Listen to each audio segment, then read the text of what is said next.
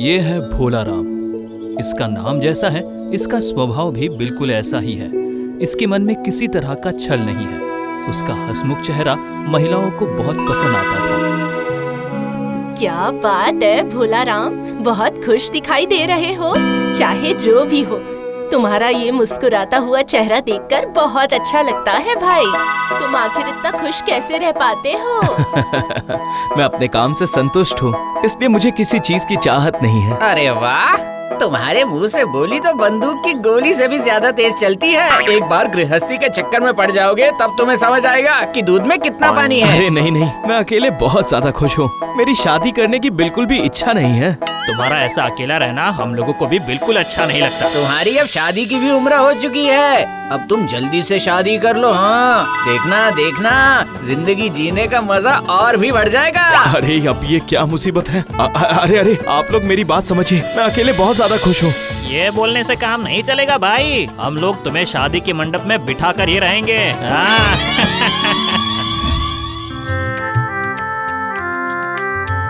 आज भोला राम की शादी है। उसकी पत्नी का नाम श्रद्धा है और आज ही के दिन उनकी सुहागरात भी है। चलो भाई भोला राम, अब अपनी नई जिंदगी की शुरुआत करो। हाँ।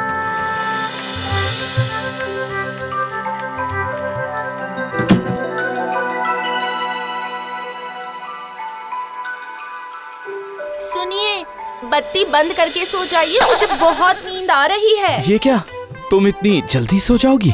चलो ना भाग्यवान, दोनों एक दूसरे के हाथ को थामकर आंखों में आंख मिलाकर कुछ प्यारी बातें करते हैं।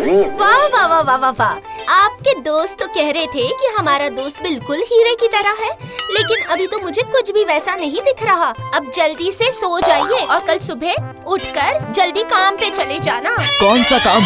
मतलब कि मुझे तो कोई भी काम करना आता ही नहीं है। ऐसे बोलने से तो काम नहीं चलेगा ना, आपको काम तो करना ही पड़ेगा। अगर कोई काम ना मिले तो भीख मांगकर खाना लेकर आइएगा। भोला राम के चेहरे की मुस्कान गायब हो गई। भोला राम अपना उदास सा चेहरा लेकर हर दिन काम करने जाया करता था और शाम के समय दाल, चावल, आलू, मूली लेकर घर वापस आता था। ये क्या, अब बाजार से ये सब उठाकर क्यों ले आए हो? सड़ी हुई मूली, ये तो गाय भी नहीं खाएगी। अब ये क्या बोल रही हो? बिल्कुल ताजी मूली और आलू लेकर तो आया हूँ, इसमें क्या खराबी है? बताओ जरा भाग्यवान।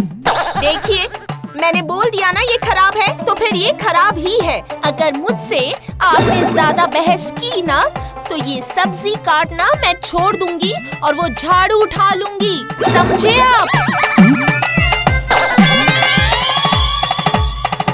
श्रद्धा का वो भयानक रूप देखकर वो घर से बाहर चला जाता है।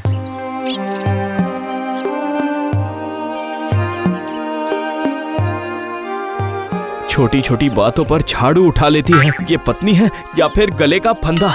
नहीं, अब मैं घर नहीं जाऊंगा। अरे क्या बात है भोला राम, अपनी बीवी को घर पर छोड़कर तुम यहाँ पेड़ के नीचे क्या कर रहे हो? क्या बताऊं भाई, बीवी घर पर है इसलिए तो पेड़ के नीचे बैठा हूँ। ओह समझ गया, झगड़ा हुआ है। जाता हूँ, इसकी पत्नी को ये बात बता देता हूँ।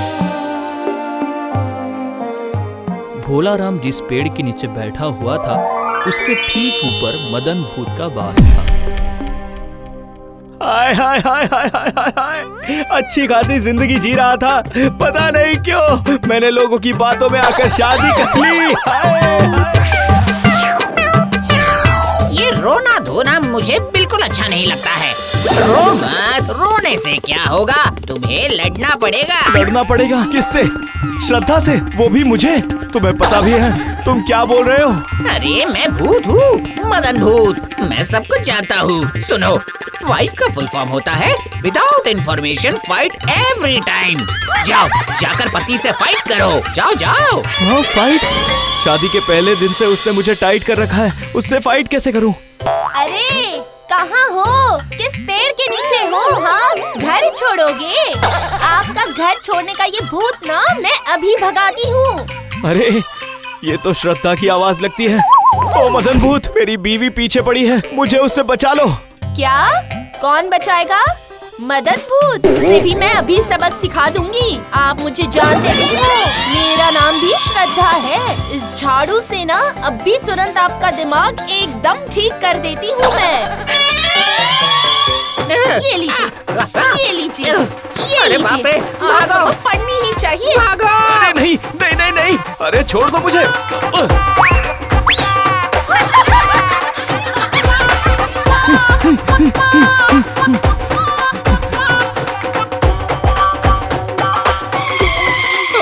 अरे बाप रे, ये तुमने किसके साथ शादी कर ली भाई?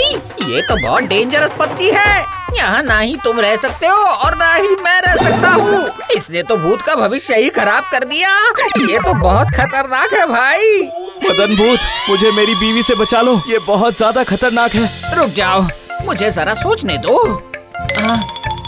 हाँ, अच्छा सुनो सुनो, यहाँ से 10 कोस की दूरी पर चंपकपुर नाम का एक शहर है। वहाँ पर लाल कमल और नील कमल नाम के 2 भाई रहते हैं। हम लोग भी उनके पास जाएंगे। क्या? लेकिन हम लोग वहाँ जाकर करेंगे क्या, बताओ? देखो, मैं बड़े भाई लाल कमल की बेटी सुशीला के शरीर में घुस जाऊंगा और तुम लाल कमल के पास जाना। उससे कहना तुम एक तांत्रिक हो, तुम सुशीला को ठीक कर सकते हो और उसके बदले में तुम सुशीला से शादी करना चाहते हो, समझे? दोबारा शादी? अरे नहीं नहीं। अरे डरो मत, डरने की कोई बात नहीं है। वो बहुत अच्छी लड़की है, तुम उसके साथ खुश रहोगे।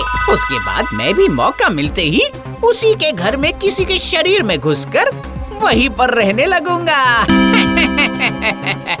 लेकिन अगर तुम दोबारा मेरे पास वापस आए तो फिर मैं तुम्हारी गर्दन मरोड़कर तुम्हारी जान ले लूंगा। अब चलो चंपकपुर।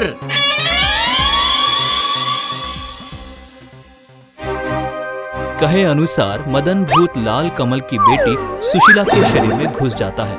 कुछ दिनों के बाद भोलाराम लाल कमल के घर जाता है।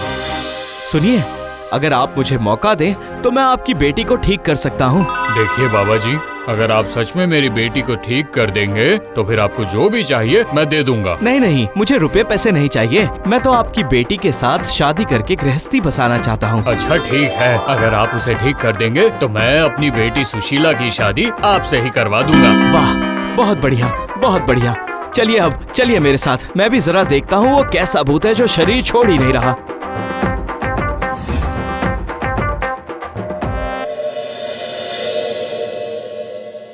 इसके बाद भोलाराम लाल कमल के साथ सुशीला के कमरे में जाता है।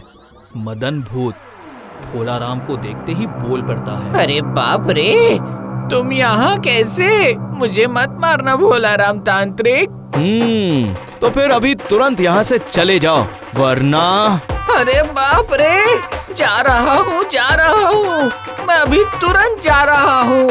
ठीक है, लेकिन मुझे समझ में कैसे आएगा कि तुमने इसका शरीर छोड़ दिया? घर के सामने वो जो पेड़ है, मैं उसकी सबसे मोटी डाल तोड़ दूंगा। अब मैं जा रहा हूँ, मैं जा रहा हूँ।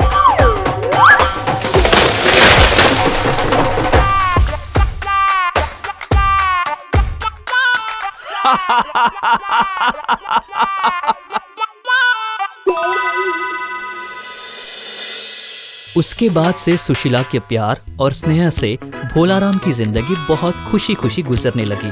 लेकिन कुछ दिनों के बाद उसे ये सूचना मिलती है कि लाल कमल के भाई नील कमल के बेटे मोहन को एक भूत ने पकड़ लिया है।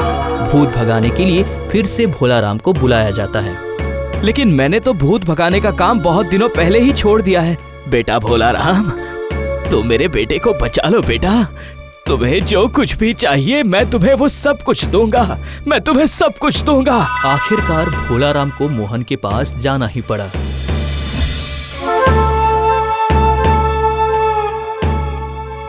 मोहन अपनी आंखें फाड़कर भोलाराम को देखता है और बहुत ही जोर से चिल्लाकर बोलता है। मैंने तुम्हें मना किया था ना कि मेरे पास मत आना। अब मैं तुम्हें। अरे अब मैं क्या करूं? हाँ, सुनो भाई, सुनो मदन भूत। अरे मैं यहाँ तुम्हें भगाने के लिए नहीं बल्कि तुम्हें बचाने के लिए आया हूँ। मुझे एक खबर मिली है, यहाँ कान में बताता हूँ। श्रद्धा को पता चल गया है कि तुम और मैं, हम दोनों यहीं पर हैं। ये पता चलते ही वो अपनी झाड़ू लेकर सीधे यहीं आ रही है। हम दोनों को झाड़ू से पीट कर सबक सिखाने के लिए आ रही है, समझ गए? हाँ? ये तुम क्या बोल रहे हो? अरे बाप रे बाप रे, अब फिर से मुझे अपने भविष्य के बारे में सोचना पड़ेगा। अब मैं तुम्हें अपने साथ लेकर नहीं जाऊंगा। जो मन में आए वो करो, मैं तो चला यहाँ से। बस उस दिन मदन भूत चंपकपुर छोड़कर चला गया और फिर दोबारा वहाँ कभी वापस नहीं आया।